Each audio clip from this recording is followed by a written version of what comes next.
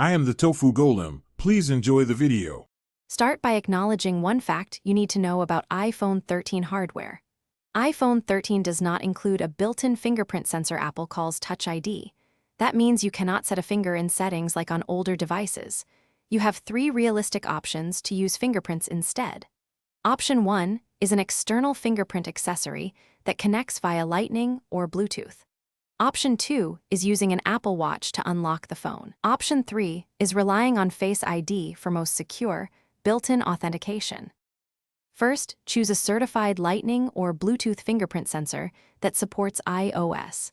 Unbox the accessory and install its companion app from the App Store. Follow the app prompts to create an accessory account when required by the manufacturer. Register fingerprints by placing each finger on the sensor 4 to 6 times. Save up to 5 fingerprints per user profile within the accessory app.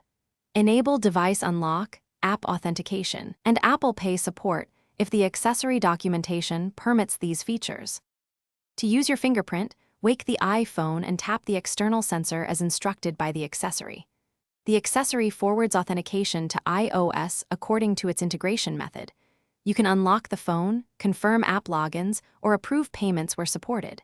If authentication fails, power cycle the sensor and the phone, then repair via Bluetooth or reconnect the Lightning cable. Clean the sensor surface and re-register your fingerprints in the accessory app. Review and limit accessory permissions in settings to protect your privacy and data. Thanks for watching. Consider subscribing if we helped you today.